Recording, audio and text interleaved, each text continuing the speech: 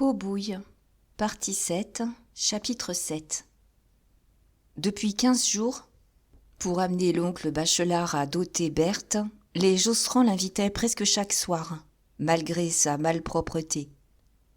Quand on lui avait annoncé le mariage, il s'était contenté de donner une légère tape sur la joue de sa nièce en disant « Comment, tu te maries ? Ah, c'est gentil, fillette !» Et il restait sourd à toutes les allusions, exagérant son air de noceur gâteux, tombé dans les liqueurs, dès qu'on parlait d'argent devant lui. Madame Josserand eut l'idée de l'inviter un soir avec Auguste, le futur.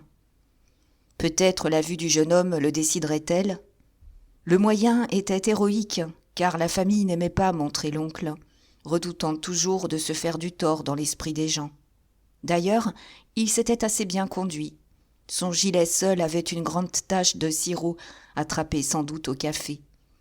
Mais lorsque sa sœur, après le départ d'Auguste, l'interrogea, en lui demandant comment il le trouvait, il répondit sans se compromettre. « Charmant, charmant !» Il fallait en finir. L'affaire pressait. Alors madame Josserand résolut de poser carrément la situation. « Puisque nous voilà en famille, reprit-elle, profitons-en. Laissez-nous, mes chéris. Nous avons à causer avec votre oncle. Toi, Berthe, veille un peu sur Saturnin, qu'il ne démonte pas encore les serrures. » Saturnin, depuis qu'on s'occupait du mariage de sa sœur, en se cachant de lui, rôdait par les pièces, l'œil inquiet, flairant quelque chose. Et il avait des imaginations diaboliques, dont la famille restait consternée. « J'ai pris tous mes renseignements, » dit la mère, lorsqu'elle se fut enfermée avec le père et l'oncle. « Voici où en sont les Vabres. » Longuement, elle donna des chiffres. Le vieux Vabre avait apporté de Versailles un demi-million. Si la maison lui avait coûté 300 000 francs, il lui en était resté 200 000, qui, depuis 12 ans, produisaient des intérêts. En outre, chaque année, il touchait 22 000 francs de loyer. Et comme il vivait chez les Duveyrier, sans presque rien dépenser, il devait par conséquent posséder en tout 500 ou 600 000 francs, plus la maison. Ainsi, de ce côté, de fort belles espérances. « Il n'a donc pas de vice ?» demanda l'oncle Bachelard. « Je croyais qu'il jouait à la bourse. » Mais madame Josserand se récria. « Un vieux si tranquille, plongé dans de si grands travaux. Au moins, celui-là s'était montré assez capable pour mettre une fortune de côté. » Et elle souriait amèrement en regardant son mari, qui baissa la tête. Quant aux 3 enfants de M. Vabre, Auguste, Clotilde et Théophile, ils avaient eu chacun 100 000 francs à la mort de leur mère. Théophile, après des entreprises ruineuses, vivait mal des miettes de cet héritage. Clotilde, sans autre passion que son piano, devait avoir placé sa part. Enfin, Auguste venait d'acheter le magasin du rez-de-chaussée et de risquer le commerce des soies, avec ses 100 000 francs longtemps gardés en réserve. « Naturellement, dit l'oncle, le vieux ne donne rien à ses enfants quand il les marie. » Mon Dieu, il n'aimait guère donner. Le fait paraissait malheureusement certain. En mariant Clotilde, il s'était bien engagé à verser une dot de 80 000 francs. Mais Duveyrier n'avait jamais vu que 10 000 francs, et il ne réclamait pas, il nourrissait même son beau-père, flattant son avarice, sans doute pour mettre un jour la main sur sa fortune. De même, après avoir promis 50 000 francs à Théophile lors de son mariage avec Valérie, il s'était contenté d'abord de servir les intérêts, puis n'avait plus sorti un sou de sa caisse, et poussait les choses jusqu'à exiger les loyers que le ménage lui payait, de peur d'être rayé du testament. Donc, il ne fallait pas trop compter sur les 50 000 francs qu'Auguste devait toucher à son tour le jour du contrat. Ce serait joli déjà si son père lui faisait grâce des termes du magasin pendant quelques années. « Dame, déclara Bachelard, c'est toujours dur pour des parents. On ne paie jamais les dots. » Revenons à Auguste, continua madame Josserand. Je vous ai dit ses espérances, et le seul danger est du côté des Duveyrier, que Berthe fera bien de surveiller de près si elle entre dans la famille. Actuellement, Auguste, après avoir acheté son magasin 60 000 francs, s'est lancé avec les 40 autres mille. Seulement, la somme devient insuffisante. D'autre part, il est seul, il lui faut une femme. C'est pourquoi il veut se marier. Berthe est jolie, il la voit déjà dans son comptoir. Et quant à la dot, 50 000 francs sont une somme respectable qu'il a décidée. L'oncle Bachelard ne sourcilla pas. Il finit par dire, d'un air attendri, qu'il avait rêvé mieux. Et il tomba sur le futur gendre. Un charmant garçon, certainement, mais trop vieux, beaucoup trop vieux, 33 ans passés. Du reste, toujours malade, la figure tirée par la migraine. Enfin, l'air triste, pas assez gai pour le commerce. « En as-tu un autre ?» demanda madame Josserand, dont la patience se lassait. « J'ai remué Paris avant de le trouver. » D'ailleurs, elle ne s'illusionnait guère. Elle l'éplucha. « Oh, ce n'est pas un aigle, je le crois même assez bête.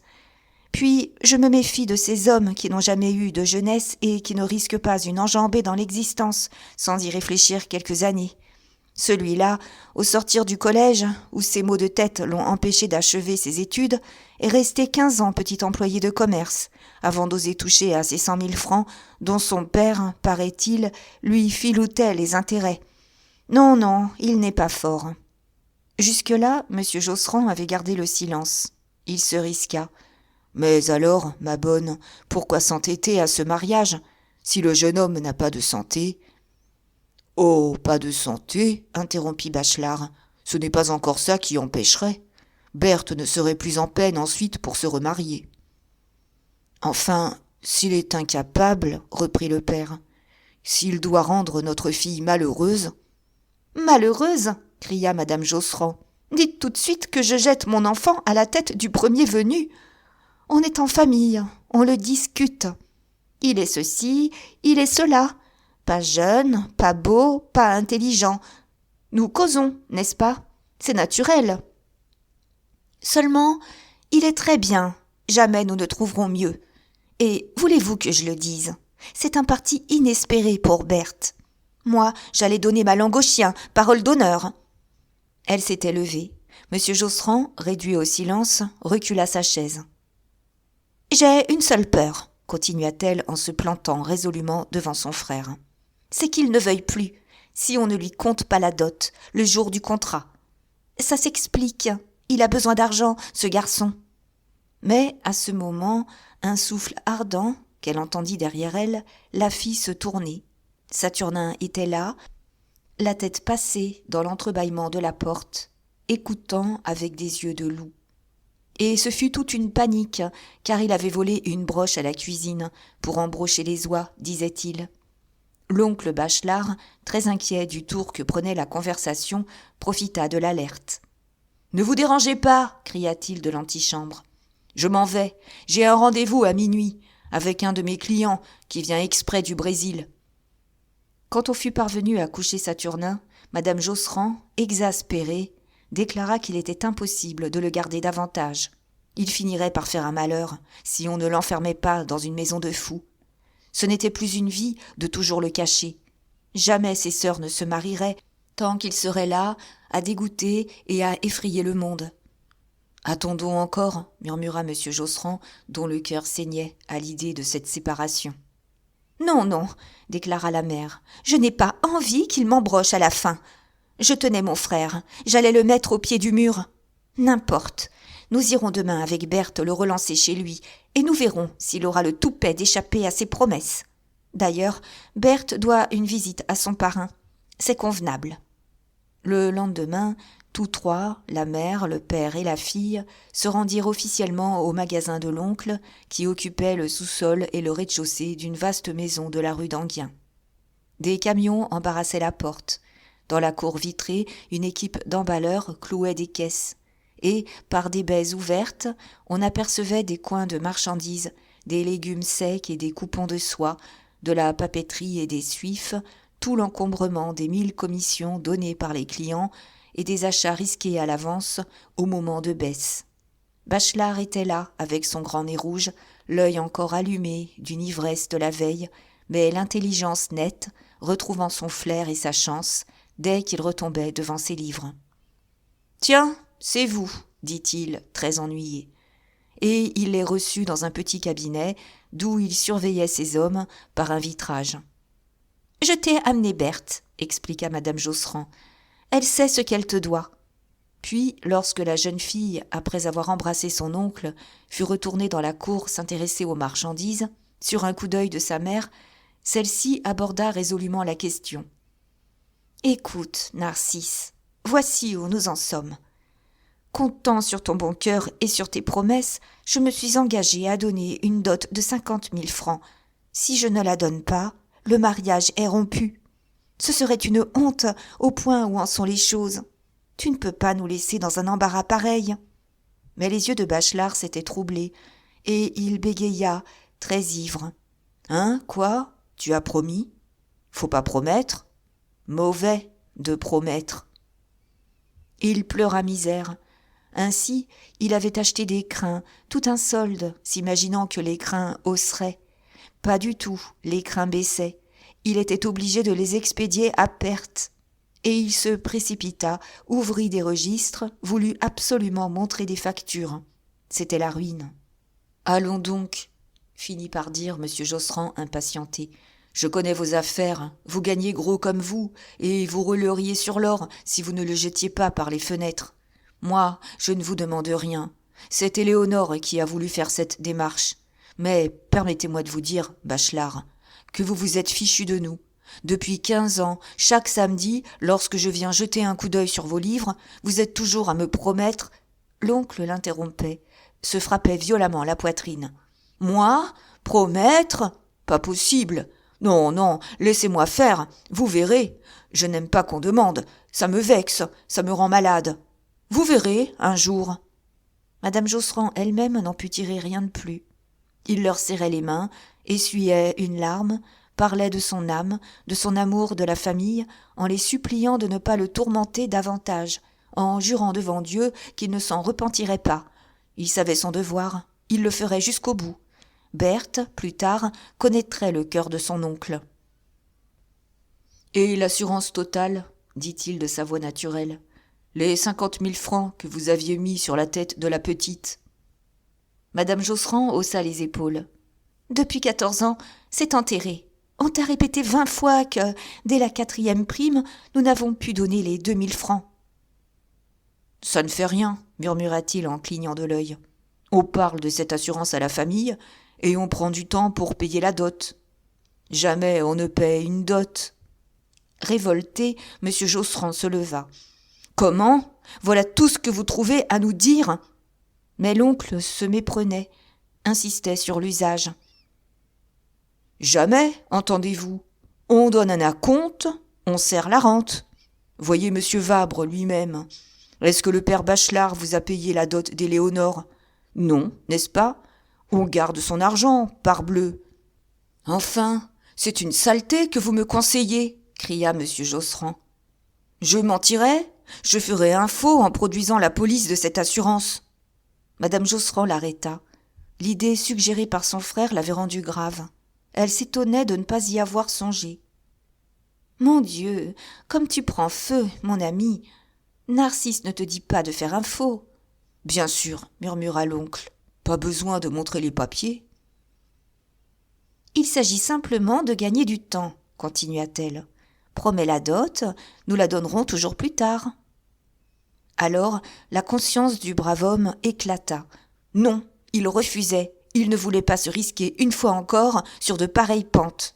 Toujours on abusait de sa complaisance pour lui faire accepter peu à peu des choses dont il tombait malade ensuite, tant elles lui barraient le cœur. Puisqu'il n'avait pas de dot à donner, il ne pouvait en promettre une. Bachelard était allé battre le vitrage du bout des doigts, en sifflotant une sonnerie de clairon, comme pour montrer son parfait mépris devant de pareils scrupules. Madame Josserand avait écouté son mari, toute pâle, d'une colère lentement amassée, et qui brusquement fit explosion. « Eh bien, monsieur, puisqu'il en est ainsi, ce mariage se fera. C'est la dernière chance de ma fille. Je me couperai le poignet plutôt que de la laisser échapper. Tant pis pour les autres. À la fin, quand on vous pousse, on devient capable de tout. » Alors, madame, vous assassineriez pour marier votre fille ? Elle se leva toute droite. Oui, dit-elle furieusement. Puis elle eut un sourire. L'oncle dut calmer l'orage. À quoi bon se chamailler ? Il valait mieux s'entendre. Et, tremblant encore de la querelle, éperdu et las, M. Josserand finit par vouloir bien causer de l'affaire avec Duveyrier, dont tout dépendait, selon Madame Josserand. Seulement, pour prendre le conseiller en un moment de bonne humeur, l'oncle offrit à son beau-frère de le lui faire rencontrer dans une maison où il ne savait rien refuser. « C'est une simple entrevue, » déclara M. Josserand, luttant encore. « Je vous jure que je ne m'engagerai pas. »« Sans doute, » dit Bachelard. « Éléonore ne vous demande rien contre l'honneur. » Berthe revenait. Elle avait vu des bottes de fruits confits et, après de vives caresses, elle tâcha de s'en faire donner une. Mais l'oncle se trouvait repris de son bégaiement. Pas possible, c'était compté. Ça partait le soir même pour Saint-Pétersbourg. Lentement, il les poussait vers la rue, tandis que sa sœur, devant l'activité des vastes magasins, pleins jusqu'aux solives de toutes les marchandises imaginables, s'attardait, souffrant de cette fortune gagnée par un homme sans principe, faisant un retour amer sur l'honnêteté incapable de son mari. « Eh bien, à demain soir, vers 9h, au café de Mulhouse, » dit Bachelard, dans la rue, en serrant la main de M. Josserand. Justement, le lendemain, Octave et Trublot, qui avaient dîné ensemble, avant de se rendre chez Clarisse, la maîtresse de Duveyrier, entrèrent au café de Mulhouse pour ne pas se présenter chez elle trop tôt, bien qu'elle demeurât rue de la Cerisaie, au diable. Il était à peine 8h. Comme ils arrivaient, un bruit violent de querelle les attira au fond dans une salle écartée. Et, là, ils aperçurent Bachelard, déjà gris, les joues saignantes, énorme, qui se trouvait aux prises avec un petit monsieur, blême et rageur. « Vous avez encore craché dans mon boc !» criait-il de sa voix tonnante. « Je ne le souffrirai pas, monsieur !»« Fichez-moi la paix, entendez-vous ?»« Ou je vous gifle !» dit le petit homme, debout sur la pointe des pieds. Alors Bachelard haussa le ton, très provoquant, sans reculer d'une semelle. « Si vous voulez, monsieur, comme il vous plaira !» Et l'autre, lui ayant défoncé d'une claque son chapeau, qu'il gardait crânement sur l'oreille, même dans les cafés, il répéta avec plus d'énergie. « Comme il vous plaira, monsieur, si vous voulez !» Puis, après avoir ramassé son chapeau, il s'assit d'un air superbe. Il cria au garçon. « Alfred, changez-moi mon boc !» Octave et Trublot, étonnés, avaient aperçu Gueulin, à la table de l'oncle, le dos appuyé contre la banquette du fond, fumant avec une tranquillité pleine d'indifférence. Comme il l'interrogeait sur les causes de la querelle, « C'est pas, » répondit-il en regardant monter la fumée de son cigare. « Toujours des histoires.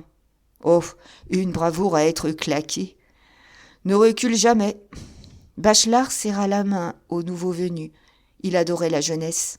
Quand il sut qu'ils allaient chez Clarisse, il fut ravi, car lui-même s'y rendait avec Gueulin.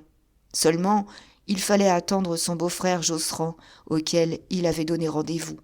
Et il emplit la petite salle des éclats de sa voix, encombrant la table de toutes les consommations imaginables, pour régaler ses jeunes amis avec la prodigalité enragée d'un homme qui ne comptait plus dans les occasions de plaisir. Dégingandé, les dents trop neuves et le nez en flammes, sous sa calotte neigeuse de cheveux ras, il tutoyait les garçons, leur cassait les jambes, se rendait insupportable à ses voisins, au point que le patron vint 2 fois le prier de sortir s'il continuait. On l'avait chassé la veille du café de Madrid. Mais une fille ayant paru, puis étant ressortie, après avoir fait le tour de la salle d'un air las, Octave parla des femmes. Bachelard cracha de côté, attrapa Trublot sans même s'excuser. Les femmes lui avaient coûté trop d'argent. Il se flattait de s'être payé les plus belles de Paris. Dans la commission, on ne marchandait pas là-dessus. Histoire de montrer qu'on était au-dessus de ses affaires. Maintenant, il se rangeait. Il voulait être aimé. Et Octave, devant ce braillard jetant au feu les billets de banque, songeait avec surprise à l'oncle, qui exagérait son ivresse bégayante pour échapper aux entreprises de la famille. « Ne posez donc pas, mon oncle, dit Gueulin. On a toujours plus de femmes qu'on en veut. » « Alors, fichu serein, demanda Bachelard, pourquoi n'en as-tu jamais ?» Gueulin haussa les épaules, plein de mépris. « Pourquoi ? Tenez, pas plus tard qu'hier, j'ai dîné avec un ami et sa maîtresse. Tout de suite, la maîtresse m'a flanqué des coups de pied sous la table. C'était une occasion, n'est-ce pas ? Eh bien, quand elle m'a demandé de la reconduire, j'ai filé, et je cours encore. Oh, sur le moment, je ne dis pas, ça n'aurait rien eu de désagréable. Mais ensuite, mon oncle, peut-être une femme collante qui me serait retombée sur le dos. Pas si bête. » Trublot l'approuvait d'un hochement de tête, car lui aussi avait renoncé aux femmes de la société, par terreur des embêtements du lendemain. Et Gueulin, sortant de son flegme, continua à donner des exemples. Un jour, en chemin de fer, une brune superbe, qu'il ne connaissait pas, s'était endormie sur son épaule. Mais il avait réfléchi. Qu'en aurait-il fait en arrivant à la gare ? Un autre jour, après une noce, il avait trouvé dans son lit la femme d'un voisin. C'était un peu fort, et il aurait commis la bêtise sans cette idée que, pour sûr, elle lui demanderait ensuite des bottines. « Des occasions, mon oncle, dit-il en terminant. Personne n'a des occasions comme moi. Mais je me retiens. Tout le monde, d'ailleurs, se retient. On a peur des suites. Sans ça, parbleu, ce serait trop agréable. Bonjour, bonsoir, on ne verrait que ça dans les rues. » Bachelard, devenu rêveur, ne l'écoutait plus. Son tapage était tombé. Il avait les yeux humides. « Si vous étiez bien sage, dit-il brusquement, je vous montrerai quelque chose. » Et, après avoir payé, il les emmena. Octave lui rappela le père Josserand. Ça ne faisait rien, on reviendrait le chercher. Puis, avant de quitter la salle, l'oncle, jetant un regard furtif autour de lui, vola le sucre laissé par un consommateur sur une table voisine. « Suivez-moi, dit-il quand il fut dehors. C'est à 2 pas. » Il marchait grave, recueilli, sans une parole. Rue Saint-Marc, il s'arrêta devant une porte. Les 3 jeunes gens allaient le suivre lorsqu'il parut pris d'une soudaine hésitation. « Non, allons-nous-en, je ne veux plus. » Mais ils se récrièrent. Est-ce qu'ils se fichaient d'eux ? Eh bien, Gueulin ne montera pas, ni vous non plus, monsieur Trublot. Vous n'êtes pas assez gentil, vous ne respectez rien, vous blagueriez. Venez, monsieur Octave, vous qui êtes un garçon sérieux. Il le fit monter devant lui, tandis que les 2 autres, riant, lui criaient du trottoir de dire à ces dames bien des choses de leur part. Au 4e, il frappa, et une vieille femme vint ouvrir. « Comment ? C'est vous, monsieur Narcisse. Fifi ne vous attendait pas ce soir ?» Elle souriait, grasse, avec le visage blanc et reposé d'une sœur tourière. Dans l'étroite salle à manger où elle les introduisit, une grande jeune fille blonde, jolie, à l'air simple, brodait un devant d'autel. « Bonjour, mon oncle, » dit-elle en se levant pour présenter son front aux grosses lèvres tremblantes de Bachelard. Lorsque ce dernier eut présenté M. Octave Mouret, un jeune homme distingué de ses amis, les 2 femmes firent une révérence surannée, et l'on s'assit autour de la table qu'une lampe à pétrole éclairait. C'était un calme intérieur de province, 2 existences réglées, perdues, vivant de rien. Comme la chambre donnait sur une cour intérieure, on n'entendait même pas le bruit des voitures. Tout de suite, pendant que Bachelard interrogeait paternellement la petite sur ses occupations et ses sentiments depuis la veille, la tante, mademoiselle Menu, contait leur histoire à Octave avec la naïveté familière d'une brave femme qui croyait n'avoir rien à cacher. « Oui, monsieur, je suis de Villeneuve, près de Lille. On me connaît bien chez messieurs Mardienne frères, rue Saint-Sulpice, où j'ai été 30 ans brodeuse. Puis, une cousine m'ayant laissé une maison au pays, j'ai eu la chance de la louer en viager, 1000 francs par an. Monsieur, à des gens qui croyaient m'enterrer le lendemain et qui sont joliment punis de leurs mauvaises pensées, car je dure encore, malgré mes 75 ans. » Elle riait, montrant des dents blanches de jeune fille. « Je ne faisais plus rien, les yeux perdus, d'ailleurs, continua-t-elle, lorsque ma nièce Fanny m'est tombée sur les bras. Son père, le capitaine Menu, était mort sans laisser un sou, et pas un parent, monsieur. Alors j'ai dû retirer l'enfant de sa pension. J'en ai fait une brodeuse. Un métier où il n'y a pas de l'eau à boire. Mais que voulez-vous ? Ça ou autre chose, les femmes crèvent toujours de faim. Heureusement, elle a rencontré monsieur Narcisse. Désormais, je puis mourir. » Et, les mains jointes sur le ventre, dans son inaction d'ancienne ouvrière qui avait juré de ne plus toucher une aiguille, elle couvait Bachelard et Fifi d'un regard mouillé. Justement, le vieillard disait à la petite : « Vrai, vous avez pensé à moi. Et que pensiez-vous » Fifi leva ses yeux limpides, sans cesser de tirer son fil d'or. « Mais que vous étiez un bon ami et que je vous aimais bien. » Elle avait à peine regardé Octave, comme indifférente à cette jeunesse d'un beau garçon. Il lui souriait pourtant, surpris, touché de sa grâce, ne sachant ce qu'il devait croire. Tandis que la tante, vieillie dans un célibat et une chasteté qui ne lui avaient rien coûté, continuait, en baissant la voix. « Je l'aurais mariée, n'est-ce pas ? Un ouvrier la battrait, un employé se mettrait à lui faire des enfants par-dessus la tête. Vaut mieux encore qu'elle se conduise bien avec monsieur Narcisse, qui a l'air d'un honnête homme. » Et, élevant la voix, « Allez, monsieur Narcisse, il n'y aurait pas de faute. Si elle ne vous contentait pas, toujours, je répète, fais-lui plaisir, sois reconnaissante. C'est naturel, je suis si contente de la savoir enfin à l'abri. On a tant de peine à caser une jeune fille quand on n'a pas de relations. » Alors, Octave s'abandonna à l'heureuse bonhomie de cet intérieur.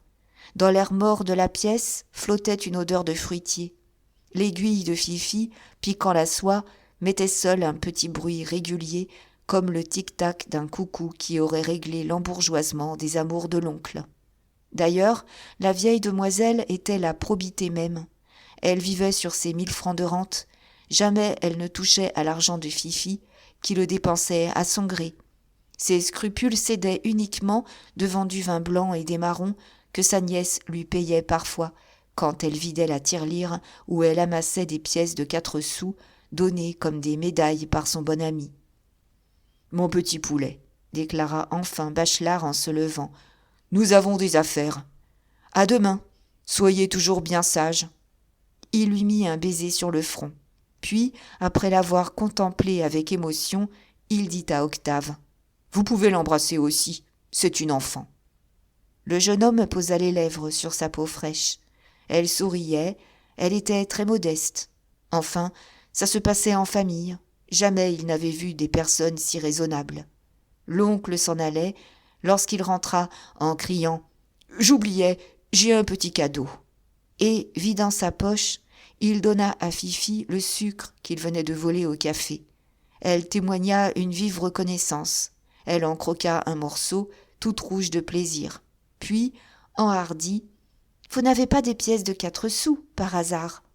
Bachelard se fouilla inutilement. Octave en avait une, que la jeune fille accepta en souvenir. Elle ne les accompagna pas, sans doute par décence. Et ils l'entendirent qui tirait l'aiguille, ayant repris tout de suite son devant d'hôtel, pendant que mademoiselle Menu les reconduisait avec son amabilité de bonne vieille. « Hein ? Ça mérite d'être vu, » dit Bachelard en s'arrêtant dans l'escalier. « Vous savez, ça ne me coûte pas 5 louis par mois. J'en ai assez des coquines qui me grugeaient. Ma parole, j'avais besoin d'un cœur. » Mais comme Octave riait, il fut pris de méfiance. « Vous êtes un garçon trop honnête. Vous n'abuserez pas de ma gentillesse. Pas un mot à Gueulin, vous me le jurez sur l'honneur.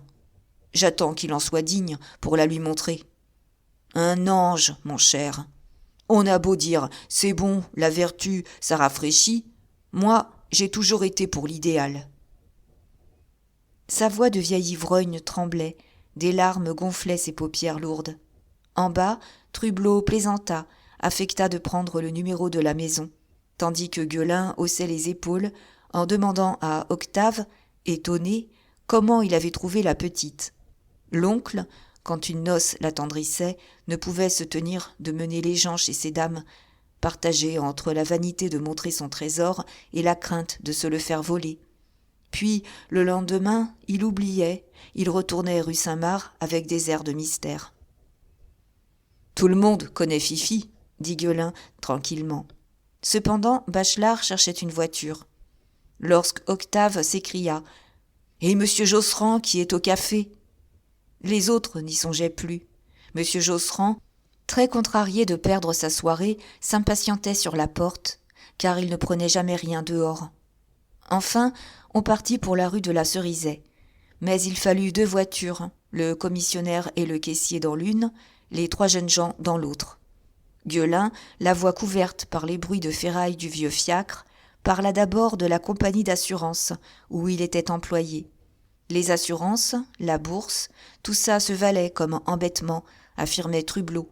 Puis la conversation tomba sur Duveyrier. Était-ce malheureux, un homme riche, un magistrat, se laisser dindonner de cette façon par les femmes ? Toujours il lui en avait fallu, dans les quartiers excentriques, au bout des lignes d'omnibus, petite dame en chambre, modeste et jouant un rôle de veuve, lingère ou mercière vague, tenant des magasins sans clientèle, fille tirée de la boue, nippée, cloîtrée, chez lesquelles il allait 1 fois par semaine, régulièrement, ainsi qu'un employé se rend à son bureau. Trublot pourtant l'excusait. D'abord, c'était la faute de son tempérament. Ensuite, on n'avait pas une sacrée femme comme la sienne. Dès la première nuit, disait-on, elle l'avait pris en horreur, dégoûtée par ses taches rouges. Aussi, lui tolérait-elle volontiers des maîtresses, dont les complaisances la débarrassaient, bien qu'elle acceptât encore parfois l'abominable corvée, avec une résignation de femme honnête qui était pour tous les devoirs. « Alors, elle est honnête, celle-là » demanda Octave intéressé. « Oh oui, honnête, mon cher. Toutes les qualités. Belle, sérieuse, bien élevée, instruite, pleine de goût, chaste et insupportable. » Au bas de la rue Montmartre, un embarras de voitures arrêta le fiacre. Les jeunes gens, qui avaient baissé la glace, entendaient la voix furieuse de Bachelard s'empoignant avec les cochers. Puis, quand la voiture se fut remise à rouler, Gueulin donna des détails sur Clarisse. Elle se nommait Clarisse Boquet et était la fille d'un camelot, d'un ancien petit marchand de jouets qui maintenant exploitait les fêtes avec sa femme et toute une bande d'enfants malpropres. Duveyrier l'avait rencontrée un soir de dégel, comme un amant venait de la jeter dehors. Sans doute, cette grande diablesse répondait à un idéal longtemps cherché, car dès le lendemain, il était pris, et il pleurait en lui baisant les paupières, tout secoué par son besoin de cultiver la petite fleur bleue des romances, dans ses gros appétits de mâle. Clarisse avait consenti à demeurer rue de la Cerisaie pour ne pas l'afficher, mais elle le menait bon train, s'était fait acheter 25 000 francs de meubles, le mangeait à belles dents avec des artistes du théâtre de Montmartre. « Moi, je m'en fiche, » dit Trublot, « pourvu qu'on s'amuse chez elle. Au moins, elle ne vous force pas à chanter. Elle n'est pas toujours à taper sur un piano comme l'autre. Oh, ce piano ! Voyez-vous, quand on est assommé chez soi, quand on a eu le malheur d'épouser un piano mécanique qui met en fuite le monde, on serait bien bête de ne pas se faire ailleurs un petit intérieur drôlichon où l'on puisse recevoir ses amis en pantoufles. Dimanche, raconta Gueulin, Clarisse voulait m'avoir à déjeuner, seule avec elle. J'ai refusé. Après ces déjeuners-là, on fait des bêtises. Et j'ai eu peur de la voir s'installer chez moi, le jour où elle lâchera Duveyrier. Vous savez qu'elle l'exècre ? Oh, un dégoût à en être malade. Dame, elle n'aime guère les boutons non plus, cette fille. Mais elle n'a pas la ressource de l'envoyer dehors, comme sa femme. Autrement, si elle pouvait aussi le passer à sa bonne, je vous assure qu'elle se débarrasserait vite de la corvée. Le fiacre s'arrêtait. Ils descendirent devant une maison muette et noire de la rue de la Cerisaie. Mais il dut attendre l'autre fiacre 10 grandes minutes, Bachelard ayant emmené son cocher boire un grog après la querelle de la rue Montmartre. Dans l'escalier, d'une sévérité bourgeoise. Comme M. Josserand lui posait de nouvelles questions sur l'ami de Duveyrier, l'oncle répéta simplement « Une femme du monde, une bonne fille. Elle ne vous mangera pas. » Ce fut une petite bonne, la mine rose, qui vint ouvrir. Elle débarrassa ces messieurs de leurs paletots avec des rires familiers et tendres. Un instant, Trublot la retint dans un coin de l'antichambre en lui disant à l'oreille des choses dont elle étouffait, comme chatouillée. Mais Bachelard avait poussé la porte du salon et tout de suite il présenta M. Josserand. Celui-ci resta un instant gêné, trouvant Clarisse laide, ne comprenant pas comment le conseiller pouvait préférer à sa femme, une des plus belles personnes de la société, cette sorte de gamin, noir et maigre, avec une tête ébouriffée de caniche. D'ailleurs, Clarisse fut charmante. Elle gardait le bagout parisien, un esprit de surface et d'emprunt, une gale de drôlerie attrapée en se frottant aux hommes. Au demeurant, l'air grande dame quand elle voulait. « Monsieur, trop heureuse. Tous les amis d'Alphonse sont les miens. Vous voilà des nôtres, la maison est à vous. » Duveyrier, prévenu par une lettre de Bachelard, fit aussi un accueil aimable à M. Josserand. Octave fut étonné de son air de jeunesse. Ce n'était plus l'homme sévère et mal à l'aise qui ne semblait pas être chez lui dans le salon de la rue de Choiseul. Les taches saignantes de son front tournaient au rose. Ses yeux obliques luisaient d'une gaieté d'enfant, tandis que Clarisse racontait, au milieu d'un groupe, comment il s'échappait parfois pour la venir voir, pendant une suspension d'audience. Juste le temps de se jeter dans un fiacre, de l'embrasser et de repartir. Alors, il se plaignit d'être accablé. 4 audiences par semaine, de 11h à 5h. Toujours les mêmes écheveaux de chicanes à débrouiller. Ça finissait par dessécher le cœur. « C'est vrai, dit-il en riant, on a besoin de mettre là-dedans quelques roses. Je me sens meilleur ensuite. » Pourtant, il n'avait pas son ruban rouge, qu'il retirait quand il venait chez sa maîtresse. Un dernier scrupule, une distinction délicate où sa pudeur s'entêtait. Clarisse, sans vouloir le dire, en était très blessée. Octave, qui avait tout de suite serré la main de la jeune femme en camarade, écoutait, regardait.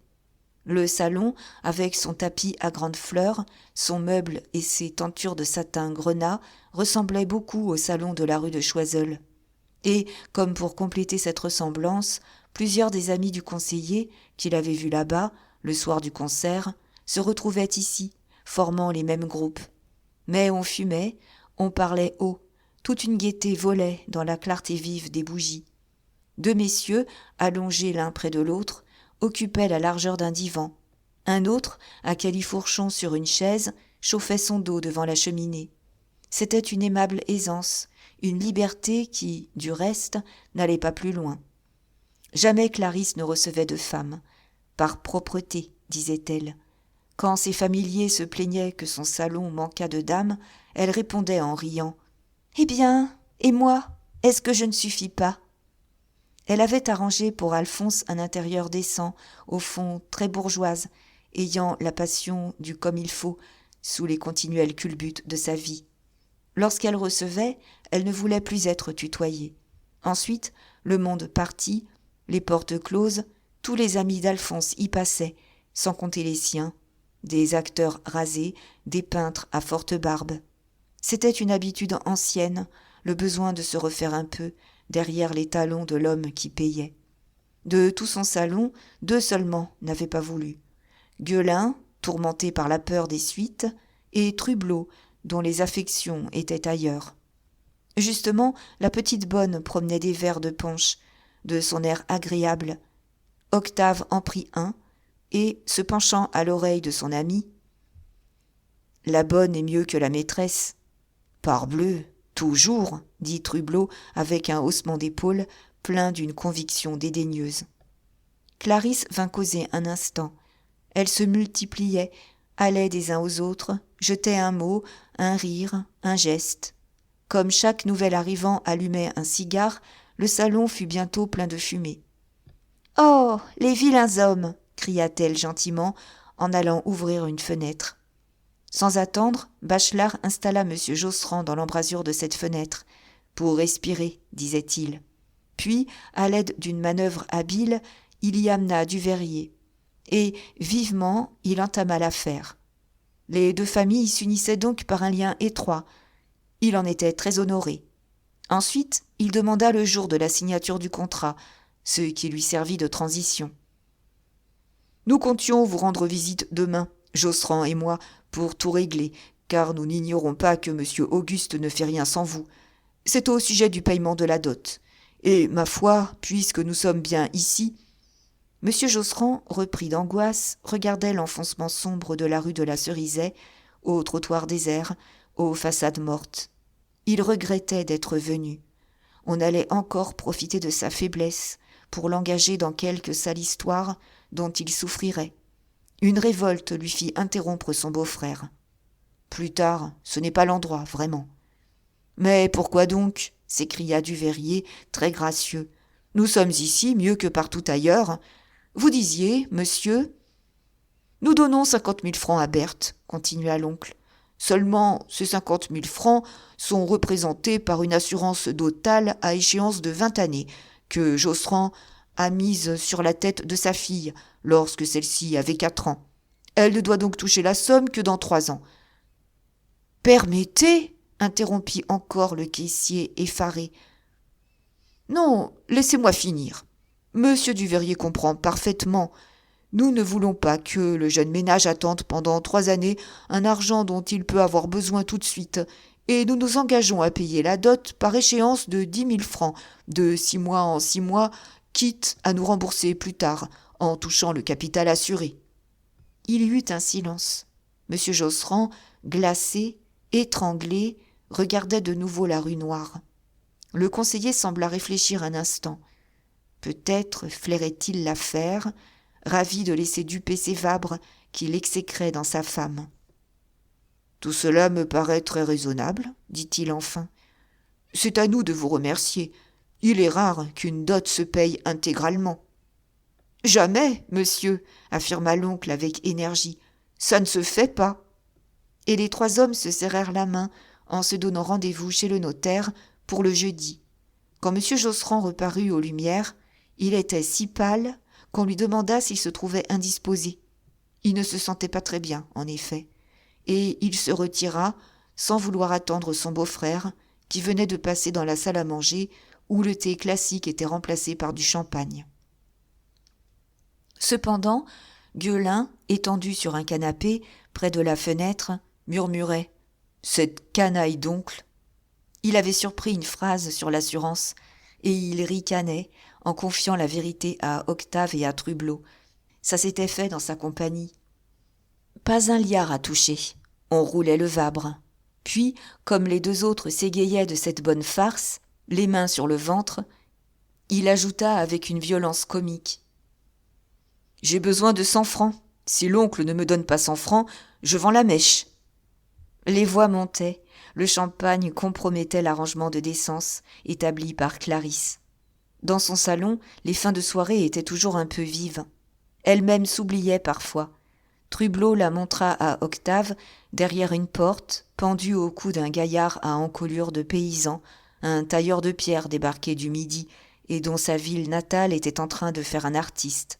Mais Duveyrier ayant poussé la porte, elle dénoua lestement ses bras, elle lui recommanda le jeune homme, Monsieur Payan, un sculpteur du talent le plus gracieux. Et Duveyrier, enchanté, promit de lui faire obtenir des travaux. « Des travaux, répétait Gueulin à demi-voix. Il en a ici tant qu'il en veut, grand serin. » Vers 2 heures, lorsque les 3 jeunes gens et l'oncle quittèrent la rue de la Cerisaie, ce dernier était complètement ivre. Ils auraient voulu l'emballer dans un fiacre, mais le quartier dormait au milieu d'un solennel silence, sans un bruit de roue, sans même un pas attardé. Alors ils se décidèrent à le soutenir. La lune s'était levée, une lune très claire qui blanchissait les trottoirs, et, dans les rues désertes, leurs voix prenaient des sonorités graves. « Sacre Dieu ! L'oncle, tenez-vous donc ! Vous nous cassez les bras !» Lui, la gorge pleine de larmes, était devenu très tendre et très moral. « Va-t'en, Gueulin !» bégayait-il. « Va-t'en ! Je ne veux pas que tu voies ton oncle dans un état pareil. Non, mon garçon, ce n'est pas convenable. Va-t'en. » Et, comme son neveu le traitait de vieux filou, « Filou, ça ne dit rien. Il faut se faire respecter. Moi, j'estime les femmes. Toujours des femmes propres, et quand il n'y a pas du sentiment, ça me répugne. Va-t'en, Gueulin, tu fais rougir ton oncle. Ces messieurs suffisent. » Alors, déclara Gueulin, vous allez me donner 100 francs. Vrai, j'en ai besoin pour mon loyer. On veut me jeter dehors. À cette demande inattendue, l'ivresse de Bachelard s'aggrava, au point qu'il fallut l'arc-bouter contre le volet d'un magasin. Il balbutiait. Hein, quoi 100 francs? Ne me fouille pas, je n'ai que des sous. Pour que tu ailles les manger dans de mauvais lieux? Non, jamais, je n'encouragerai tes vices. Je connais mon rôle, ta mère t'a confié à moi en mourant. Vous savez, j'appelle si l'on me fouille. Il continua, s'emportant contre la vie dissolue de la jeunesse, revenant à la nécessité de la vertu. Dites donc, finit par crier Gueulin, je n'en suis pas encore à ficher dedans les familles. Hein? Vous m'entendez? Si je causais, vous me les donneriez vite, mes 100 francs. Mais du coup, l'oncle était devenu sourd. Il poussait des grognements, il s'effondrait. Dans l'étroite rue où ils étaient alors, derrière l'église Saint-Gervais, seule une lanterne blanche brûlait avec une clarté blafarde de veilleuse, détachant sur ses vitres dépolies un numéro gigantesque. Toute une trépidation sourde sortait de la maison, dont les persiennes fermées laissaient tomber de minces filets de lumière. « J'en ai assez, » déclara Gueulin brusquement. « Pardon, mon oncle, j'ai oublié là-haut mon parapluie. » Et il entra dans la maison. Bachelard s'indigna, plein de dégoût. Il réclamait au moins un peu de respect pour les femmes. Avec des mœurs pareilles, la France était fichue. Sur la place de l'hôtel de ville, Octave et Trublot trouvèrent enfin une voiture dans laquelle ils le poussèrent comme un paquet. « Rue d'Enghien, dirent-ils au cocher. Vous vous payerez. Fouillez-le. » Le jeudi, on signa le contrat devant maître Renaudin, notaire, rue de Gramont. Au moment de partir, une scène venait encore d'éclater chez les Josserand, le père ayant, dans une révolte suprême, rendu la mère responsable du mensonge qu'on lui imposait. Et ils s'étaient une fois de plus jeté leur famille à la tête. Où voulait-on qu'il gagnât 10 000 francs tous les 6 mois? Cet engagement le rendait fou. L'oncle Bachelard, qui se trouvait là, se donnait bien des tapes sur le cœur, débordant de nouvelles promesses, depuis qu'il s'était arrangé pour ne pas sortir un sou de sa poche, s'attendrissant et jurant qu'il ne laisserait jamais sa petite Berthe dans l'embarras. Mais le père, exaspéré, avait haussé les épaules en lui demandant si, décidément, il le prenait pour un imbécile. Chez le notaire, toutefois, la lecture du contrat, rédigé sur des notes fournies par Duveyrier, calma un peu M. Josserand. Il n'y était pas question de l'assurance. En outre, le premier versement de 10 000 francs devait avoir lieu 6 mois après le mariage. Enfin, il aurait le temps de respirer. Auguste, qui écoutait avec une grande attention, laissa échapper des signes d'inquiétude. Il regardait Berthe souriante, il regardait les Josserand, il regardait Duveyrier, et il finit par oser parler de l'assurance, comme d'une garantie dont il lui semblait logique de faire au moins mention. Alors, tous eurent des gestes étonnés. À quoi bon? La chose allait de soi. Et l'on signa vivement, tandis que maître Renaudin, un jeune homme aimable, se taisait en passant la plume aux dames. Dehors, madame Duveyrier se permit seulement de témoigner sa surprise. Jamais on n'avait ouvert la bouche d'une assurance. La dot de 50 000 francs devait être payée par l'oncle Bachelard. Mais madame Josserand, d'un air naïf, nia avoir mis son frère en avant pour une somme si médiocre. C'était toute sa fortune que l'oncle donnerait plus tard à Berthe. Le soir de ce jour, un fiacre vint chercher Saturnin. Sa mère avait déclaré qu'il était trop dangereux de le garder pour la cérémonie. On ne pouvait lâcher, au milieu d'une noce, un fou qui parlait d'embrocher le monde. Et M. Josserand, le cœur crevé, avait dû demander l'admission du pauvre être à l'asile des Moulineaux, chez le docteur Chassagne. On fit entrer le fiacre sous le porche, au crépuscule. Saturnin descendit, tenant la main de Berthe, croyant partir avec elle pour la campagne. Mais lorsqu'il fut dans la voiture, il se débattit furieusement, cassa les vitres, agita par les portières des poings ensanglantés. Et M. Josserand remonta en pleurant, bouleversé de ce départ au fond des ténèbres, ayant toujours dans les oreilles les hurlements du malheureux, mêlés au claquement du fouet et au galop du cheval. Pendant le dîner, comme des larmes lui mouillaient encore les yeux à la vue de la place de Saturnin vide désormais, il impatienta sa femme, qui, sans comprendre, cria « En voilà assez, n'est-ce pas, monsieur ? Vous n'allez peut-être pas marier votre fille avec cette figure d'enterrement. Tenez, sur ce que j'ai de plus sacré, sur la tombe de mon père, l'oncle payera les 10 premiers 1000 francs, j'en réponds. Il me l'a formellement juré en sortant de chez le notaire. » M. Josserand ne répondit même pas. Il passa la nuit à faire des bandes. Au petit jour, dans le frisson du matin, il achevait son 2e 1000 et gagnait 6 francs.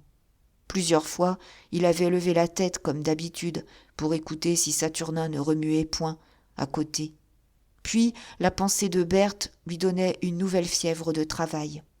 Pauvre petite, elle aurait voulu être en moire blanche. Enfin, avec 6 francs, elle pourrait mettre davantage à son bouquet de mariée.